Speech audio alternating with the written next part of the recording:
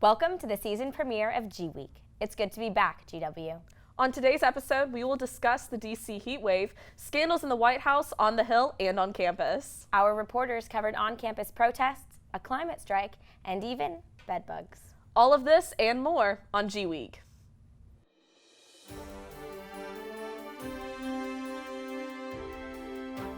Welcome to the show. I'm Jessica Nix. And I'm Julia Albert.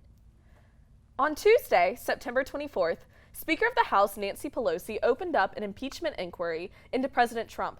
The inquiry was opened in response to a whistleblower report detailing a phone call between President Trump and the Ukrainian president from July. On the call, Trump reportedly pressured the Ukrainian president to look into presidential candidate Joe Biden's son's dealings in Ukraine in exchange for aid from the United States. Secretary of State Mike Pompeo was adamant that he did not participate in the call until October 2nd, when Pompeo announced that he was in fact a participant in the call. Adding fuel to the fire, on October 3rd, Trump added that China should investigate the Joe Biden family. On Wednesday, D.C. hit 98 degrees, which broke the previous record of 96 degrees in 1941. The average temperature for October 2nd thus far is 73 degrees. D.C. residents complained about the summery weather, wishing for fall temperatures to cool the city down. These temperature patterns are consistent with increasing global temperatures and are likely to occur in the future years as the planet warms. GW students joined other students and climate activists on Capitol Hill to demand action to combat climate change. The DC strike was part of a global movement led by Greta Thunberg. Reporter Matthew Cox has the story. Hi, my name is Matthew Cox. I'm here in Kogan Plaza with Green GW, a sustainability organization here on campus. Today, they'll be participating in the DC Youth Climate Strike. Similar strikes are being held in 150 different cities around the world, led by teenage activist Greta Thunberg in New York City. I think it's really important that everyone comes out today and all the students at GW to really show that we care about climate change and about the climate strike, and like that everyone's getting together. It shows like a source of community, and that here in DC this really matters to us. The strikes are part of a global movement calling attention to the world's usage of fossil fuels and the drastic effects they're having on the environment. I think this is important because what we really need to see is systemic change. Our government right now is doing basically the opposite, kind of killing EPA regulations and generally being counterproductive in terms of saving the environment and the climate. And so I think it's good to see kind of like people doing stuff, and it's good if you compost or ride the metro or ride your bike, but what really counts is something like today, because this is advocating for the systemic change that we need to see. And so I think there's about 100 companies that are responsible for 70% of all carbon emissions globally. And so to hold them accountable, we need a government that's ready to act and take action against and for the climate. Over 1,000 people participated in the march to Capitol Hill, while an estimated 4 million people participated worldwide. I'm marching because this is the most important issue of our time, and if we're not showing up to show that we care about it, nothing's going to get done about it. On Monday, the protest continued in the form of a widespread shutdown of intersections around Capitol Hill. For GWeek, this is Matthew Cox. Thanks, Matthew. We'll have more stories when GWeek returns. All right, we'll be ready in about 5 minutes. I'll be ready.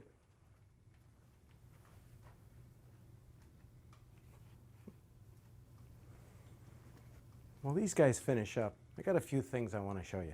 Come with me. Over the summer, we gave a lot of things a new fresh coat of paint and a new look, including the Vern Shuttle Express. Take a look at this. Oh, there you are. I thought I'd lost you. Come on with me. I want to show you the new all-you-can-eat dining option out at the Mount Vernon campus.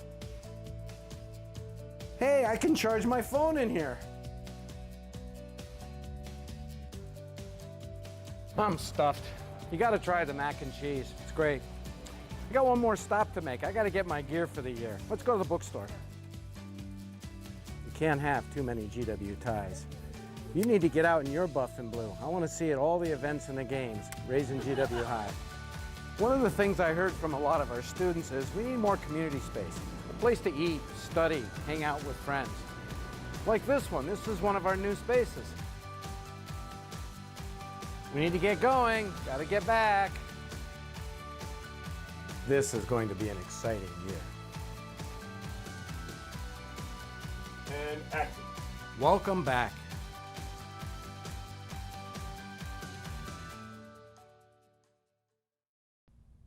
Welcome back. Recent pro-democracy protests in Hong Kong became violent following increased police intervention. More than 180 people were arrested on October 1st during protests that erupted on the 70th anniversary of Communist Party rule. After what Professor David Karpf thought was a lighthearted joke, New York Times columnist Bret Stephens took to Twitter and created a front-page Washington Post story out of a tweet. Julia Stanisi sat down to ask him about his perspective on the situation. Hi, my name is Julia Stanisi, and I sat down to interview SMPA Professor David Karpf regarding his recent media attention surrounding a tweet directed at Bret Stephens. After the first class of the semester, I logged onto Twitter and noticed that there was a headline going around that there were bedbugs in the New York Times newsroom. And everyone was making Twitter jokes about that, what are the bedbugs for? Bret Stephens, as a columnist, has always annoyed me and annoys a lot of the people who I follow on Twitter. I find his columns kind of obnoxious, and it seems like even when his columns are kind of lazy, they just can't get rid of him. So the joke that I came up with was, the bedbugs are a metaphor, the bedbugs are Bret Stephens. So he emailed me from his New York Times email account with the subject line, from Bret Stephens, New York Times, CCing the provost of the university. And his email said that someone had showed him this tweet, and I had set a new low for decency on the internet. I should come to his house, meet his wife and kid, and call him a bedbug to his face. At least then I would have intellectual integrity. But CCing the provost made it clear to me that this wasn't him inquiring about civility. This was about him trying to use his power as a New York Times columnist to signal to some random professor that he better watch it when he says mean things about New York Times columnists. And he was CCing the provost so I would get in trouble with the university. So I posted to social media on Twitter saying, I made a joke about a well-known New York Times columnist today, got 0 retweets, 9 likes. He just emailed me CCing the provost. He doesn't like that he was called a metaphorical bedbug. That started to go a little viral on Twitter with reporters, like Nate Silver retweeted it. Reporters started all talking about, like, it was Bret Stephens, wasn't it? It's got to be Bret Stephens. And then people also started saying, now, this is true, you gotta show us the email, man. So then I posted the text of the email, which was even more absurd and funny than I had made it sound. And then we had a week of viral jokes about Bret Stephens as a metaphorical bedbug, and Bret Stephens somehow thinking that that's the worst thing you get called on social media in 2019. So I thought people would poke a little fun at him. I thought it would go a little viral. I did not expect to get interviewed by NPR. I did not expect this to turn into like part of his Wikipedia entry. This easily could have been something that was psychically draining and distracting for me and for my students and for everyone. And instead it was like entertainment for the public for a week, and it was distracting but pretty entertaining for me because the trolls didn't show up. And I try to keep that in mind because if this is a case study we can learn from, then I think we also have to keep in mind all the ways that this was sort of a weird, awkward case study. Reporting for GWeek, this is Julia Stanisi. Thanks, Julia. Hillary and Chelsea Clinton visited GW on October 4th to discuss their new book, The Book of Gutsy Women. The Clintons spoke of inspiring women who have influenced their lives and careers. The highly anticipated event was sold out. Last month, the record-breaking storm Hurricane Dorian devastated the Bahamas. The storm caused upwards of $3 billion in damages, leaving the island of Grand Abaco uninhabitable.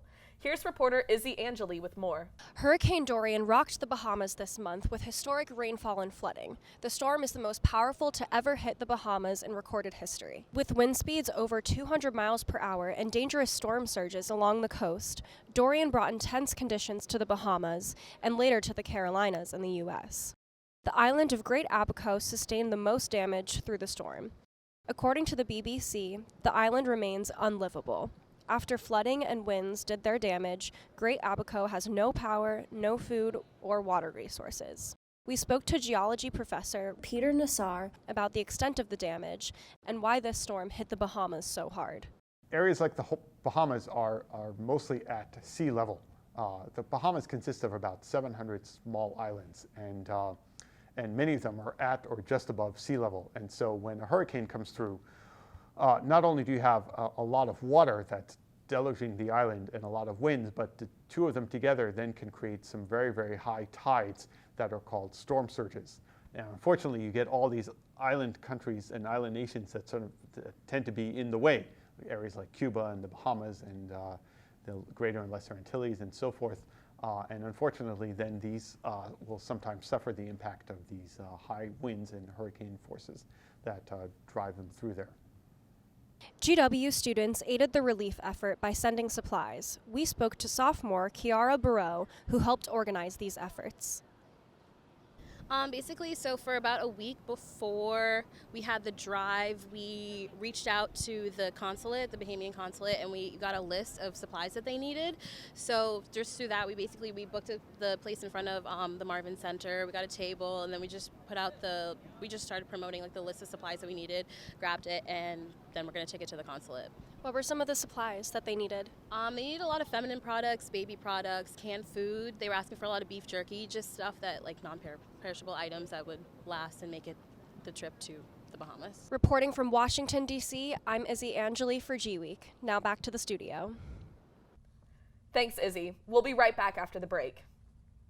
Universities like George Washington play a critical role in hosting debate and discourse on events of the day. The right answer is not to refuse the other. The right answer is not to say, get rid of this religion. It's not part of us. It's wrong. I think that the story of America is the story of race. So when I think of the questions that I'm asking or the stories that I'm going to write, I'm thinking, okay, well, what are we learning about our country? Well, I think the likelihood of him being indicted is close to 100%. There was a lot of hurdles that had to be cleared in order for that to happen. One of the reasons that Donald Trump is president is because there is such a frustration with the way that Washington functions. Sympathy is one thing, but empathy is the language of recovery, and it's something that's without a doubt instilled into every person that's in recovery. It's never lead with the positive, it's always lead with the perceived negative. Well, that is part of the problem. I mean, I actually would agree with you on that. Thank you. You're welcome. One of the things that we have seen that is most under siege in this country is the notion of civil discourse, and we here at GW, among other things, very much want to stand for that. This is truly an only at GW moment.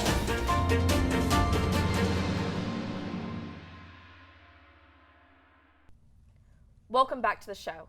September brought an unexpected drop in Amazon fires after a chaotic summer. While the number of fires in the Amazon from January through September reached record-breaking highs, it dropped by 20% since August. The Earth Innovation Institute in San Francisco claims that rain and government response may have been factors. On October 1st, a pro-life group called the American Society for the Defense of Family, Tradition, and Property, TFP, took stake on campus outside of Koken Plaza. American TFP held provocative signs about abortion that sparked a counter-protest from pro-choice GW students. The groups protested for hours with impromptu signs and chants. Throughout D.C., public spaces, community members, local artists, musicians, and designers display their artistic talents at an annual event known as Art All Night. Reporter Katie Coolidge has the story. Hi, I'm Katie Coolidge here reporting for GW TV at Art All Night. DC's Art All Night is an annual celebration of community and culture. For the 8th year, local businesses and community spaces are opened up for free to the public to view community art. This year, the celebration has an even deeper meaning for the residents of DC. This Thursday, September 19th, Congress will be holding its first hearing about DC statehood in 26 years. Much of the art this year reflects the issue that is almost as old as the country itself. In anticipation for the hearing, Mayor Muriel Bowser commissioned art activations in every location of DC's Art All Night. So why did you decide to come to Art All Night tonight? Well, I'm just a more cultural guy, I'm saying? I'm out here just to enjoy DC culture. Since it's my birthday, I don't go out, so I was wondering what I should do, and so he gave us advice, and I was immediately like, yeah. Meeting all the people in Shaw, to see the different nationalities, to see the people coming to my salon and spa and enjoy seeing the fashion show, and then after that we have a big dance show. We've been playing this gig for like 8 years or something like that. It's a perfect kind of event for us. It's like great to be outside, meet the people on the street, make a lot of noise. I actually helped create a program with the city full of 8 pieces, right? All together. This is just one. This happens to be my piece that I'm working on, but I'm working with 7 other different artists, and we're celebrating the process and the dream of DC becoming a state. And how would you describe Art All Night in one word? One word? Pimpin'. cultured. It's loud. Amazing. We have all walks of art, and we respect them in Shaw. And in those 5 years, it's just been so many different forms of art, and we brought out so many people from around the world to Shaw to see our art show. From Shaw at Art All Night, I'm Katie Coolidge reporting here for GWTV.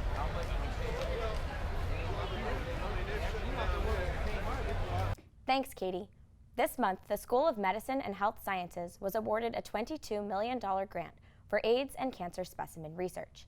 The grant is one of the largest gifts the university has received for collaborative research. We'll be right back. Raise high. This isn't just our battle cry. It's our call, our challenge.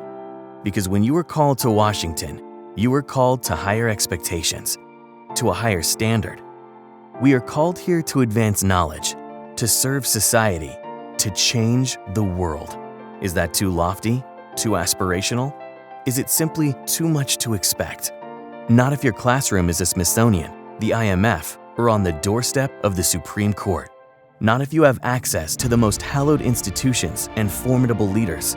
Not if you are given the tools to change minds, shape laws, influence entire fields of study, advance our way of life, change the course of history. From the nation's capital to the four corners of the earth, to far below the surface and far beyond our atmosphere, here, unique opportunities, the ones that many people work much of their lives to get, are within your reach from the moment you arrive.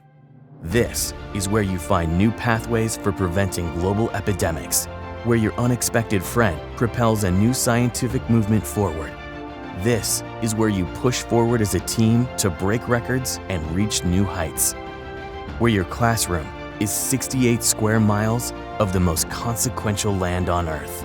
This is where you will make it happen. This is the George Washington University, and what we make is history. So stand up, be bold, take risks, press on, push harder, raise high.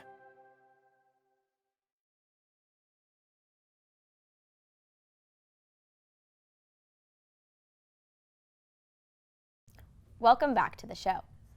The D.C. City Council told the mayor's office that their budget could no longer include funding for free circulator rides. Last winter, the council announced that rides would be free, but as of October 1st, passengers must again pay $1 per ride. Reporter Olivia Dool had the opportunity to speak with first-year students about the recent sorority Snapchat scandal that has impacted new students' views of Greek life at GW and opened a campus-wide dialogue about diversity and inclusion. Hi, my name is Olivia Dool, and I'm reporting for GWeek about the racist Snapchat posted by the president of one of the sororities here on campus. The Snapchat was posted over the summer and resurfaced at the beginning of the semester. The student was forced to resign and disaffiliate from the sorority. The University and Pan-Hellenic Association have partnered together to help educate on the issues of diversity and inclusion. We went in front of Thurston Hall to interview freshmen about what they think of the situation. Hi, so what's your name? Sophia Perry. And have you heard about the recent Snapchat scandal? Yes. Yes, I have. A little bit. I saw a headline about it, yeah. Yes, I have. I have. Yes. Yes. How did you find out about it? It was just going around. I heard it through a friend. I found out about it through social media. People were talking about it during move-in because a lot of people who were planning on rushing sororities were talking about it. I heard about it through social media. Other people were reposting it. I saw the same thing, yeah. Has this changed your outlook on GW sororities? A little, yeah. I didn't expect that to happen here. So, yeah, it changed my outlook on them a little bit.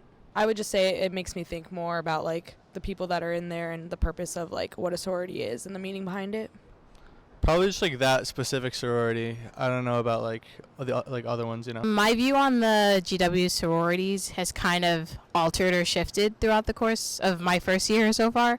I kind of try to steer away from them and not really go too close around them just because of the negative impact surrounding them. I mean, it definitely doesn't look good. I mean, I'd like to believe that most sororities aren't like that and that most members of the sororities aren't like that, but it definitely makes you reconsider if that's something you want to be a part of. This has kind of just solidified the view I already had, that it wasn't really an inclusive, diverse community. And yeah, I mean, I wasn't that shocked to see that type of thing post. I know people have that type of mindset, and I feel like it should be more talked about. I wasn't planning on rushing or anything, and I did kind of had these ideas of what sorority life was like. I heard that at GW it was more inclusive and it was different from the southern sororities that I was used to, but I'm kind of seeing that it's similar in the same racism and bad habits of sorority life. Do you plan on rushing now or no? No, I would not be rushing. I do not plan on rushing. I'm not sure. I'm still deciding. This is Olivia Duell with GWTV's GWeek reporting about the Snapchat scandal. Remember to be careful about what you post online. Thanks, Olivia. Prince Harry and Meghan Markle have decided to sue the media company, The Mail, following a campaign involving Markle. The tabloid released a private letter between Markle and her father earlier this year. Prince Harry has said this incident is highly reminiscent of a prior propaganda campaign against his mother, Princess Diana, in the late 1990s. Well, that's a wrap for our first episode of the year. We hope you feel more informed about our campus, DC, and what's going on abroad. As always, check us out at gw-tv.com, our Facebook and Instagram pages. Thank you for tuning in, and we'll see you next time on GWeek.